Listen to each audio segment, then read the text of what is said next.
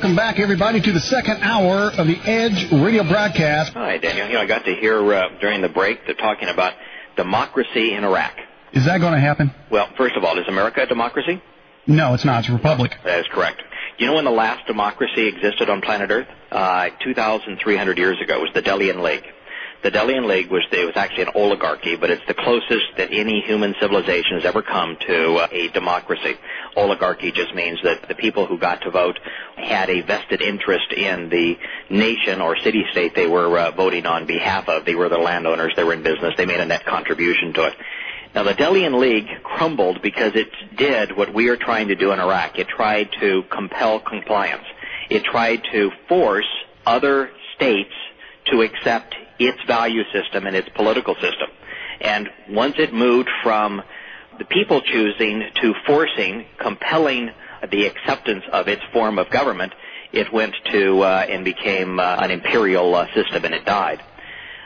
What's really interesting here is we need to understand that for a democracy to exist, let's use that term instead of republic, but for republic/democracy to exist, there's a culture, a societal structure that is necessary for it to exist. The culture has to praise and value freedom. They have to value choice. They have to value education. And they have to have a sufficient amount of integrity within the system that will allow enterprise, prosperity, economy to flourish.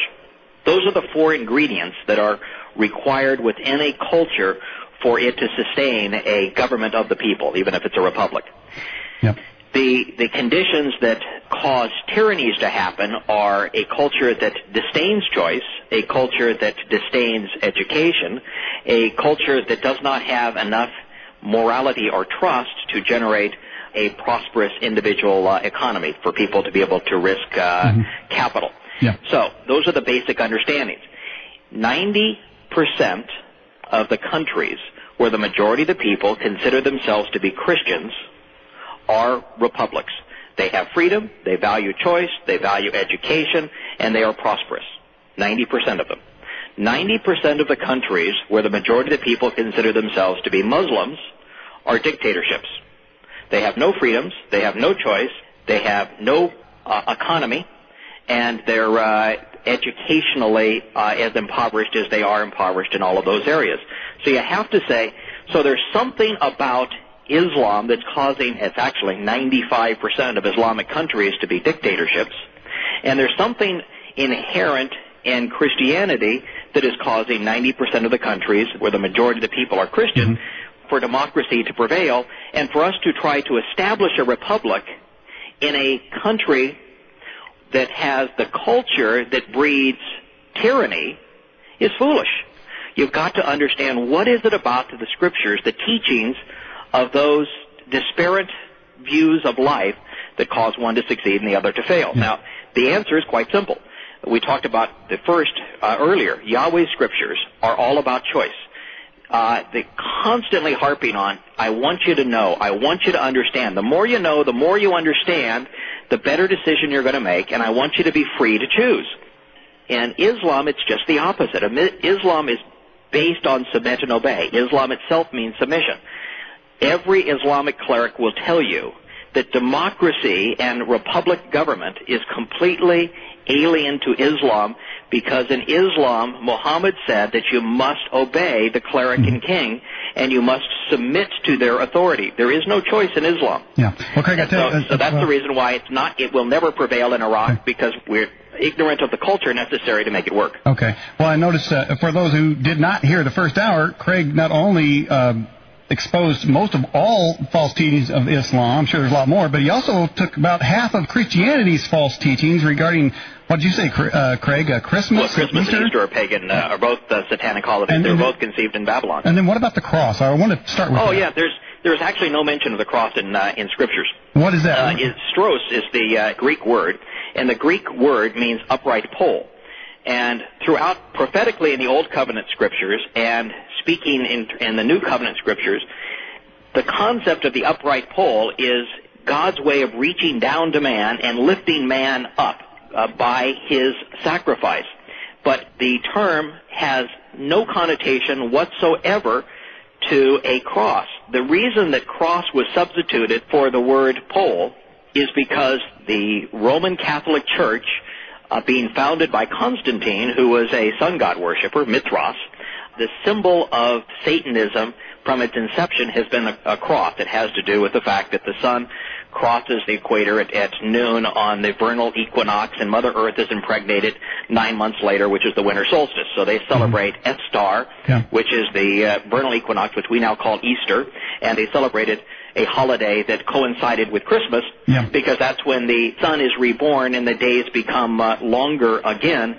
And so their symbol had been the cross. So a Catholic priest decided to change the word stros, which means upright pole, to the word cross. So, Craig, would you say the song Old Rugged Cross is a pagan song? Well, the term cross is not found in Scripture, and so if you're talking about crosses, like Constantine saying, I saw a symbol of the cross in front of the sun, and in this sign I will conquer, he wasn't talking about the God who inspired the Bible. He was talking about his adversary, which is called Satan. So is a cross a graven image?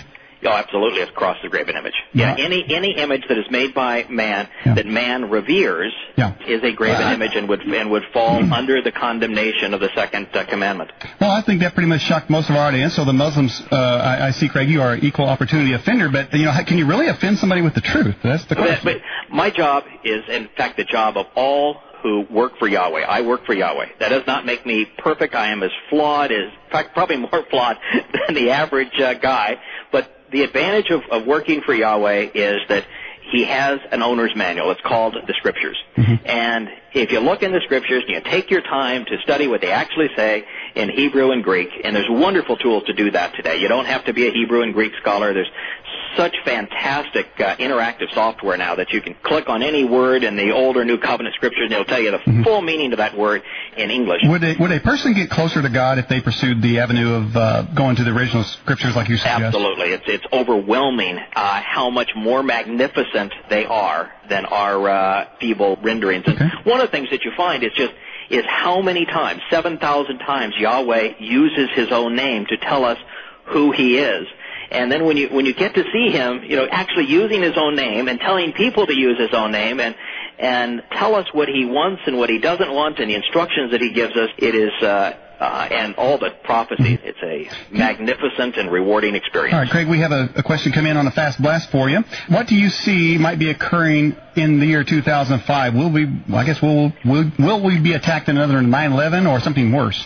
Well, what the Scripture talks about America in Isaiah 17 and 18, and again, if you want to understand it, this is really something you have to go and amplify it from the original languages. Now, if you want to go to the website, you can go to prophetofdoom.net and look up for free in the future history, and I discuss Isaiah 17 and 18. It describes America, and in its description of America, it says that our largest cities will be destroyed. Now, I cannot tell you if that's going to happen in the next 5 years or in the next 25 years. But I can tell you with great confidence that within the next 25 years, America's largest cities will be destroyed, and they will be destroyed by Islam.